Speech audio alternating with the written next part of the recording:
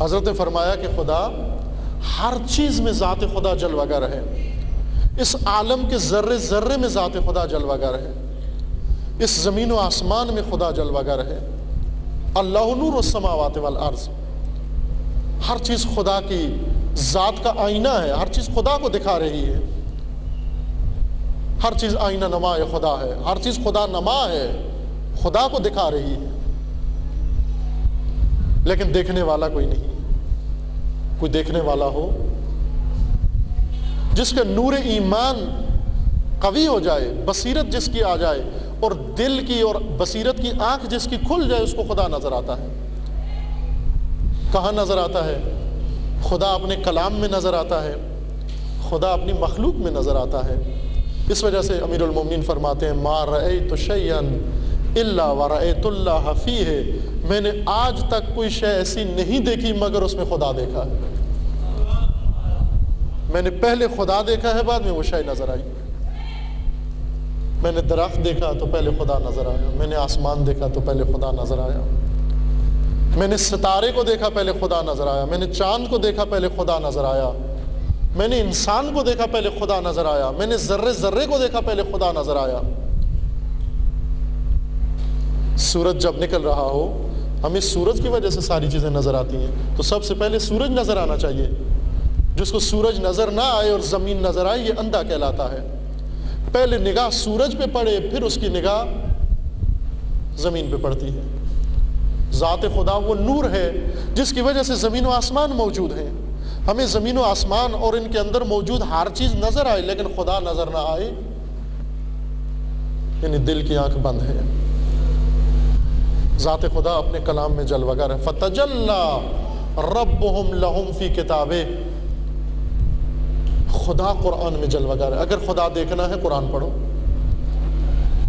اور قرآن و اہل بیت جدا نہیں ہے ایک دوسرے سے۔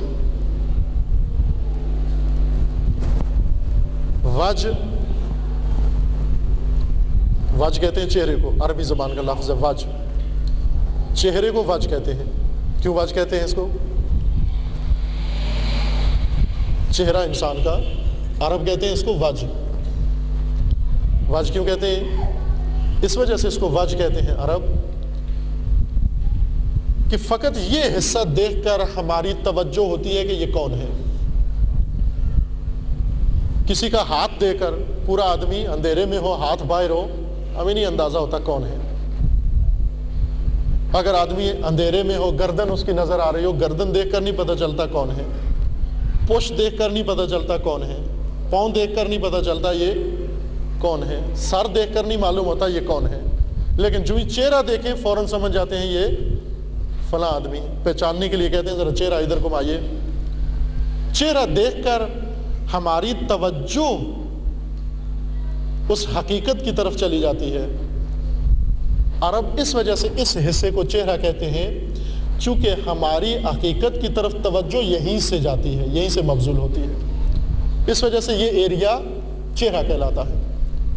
ہم وجہ ہیں، یہ چہرہ ہے۔ کس کا چہرہ ہے؟ یہ میرا چہرہ ہے۔ کیوں؟ کہ اس حصے کو دیکھ کر آپ کی توجہ میری طرف آتی ہے، پس میں اپنا وجہ ہوں، یہ میرا وجہ ہے۔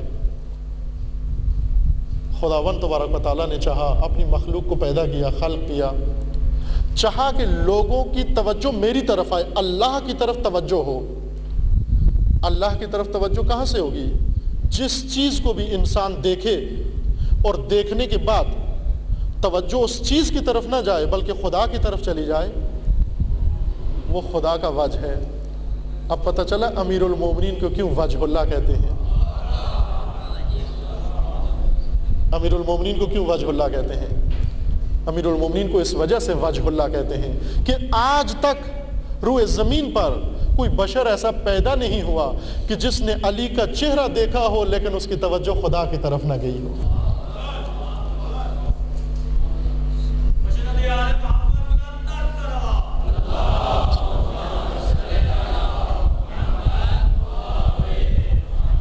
اس وجہ سے وجہ اللہ ہے۔ امیر المومنین کا چہرہ دیکھ کر لوگوں کی توجہ امیر المومنین کی طرف نہیں جاتی تھی، اللہ کی طرف جاتی تھی۔ اگر چہرہ دیکھ کر امیر المومنین کی طرف توجہ جاتی تو یہ وجہ اللہ نہ ہوتا، وجہ علی ہوتا، لیکن چونکہ اس ایریے کو دیکھ کر خدا یاد آتا ہے، یہ وجہ اللہ بن جاتا ہے۔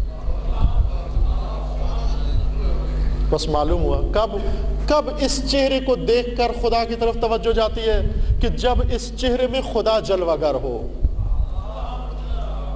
جب اس چہرے میں خدا جلوہ گر، چونکہ خدا ہر جگہ تو نظر نہیں آتا، خدا جہاں ہو وہیں نظر آتا ہے، دل کی آنکھ سے نظر آتا ہے۔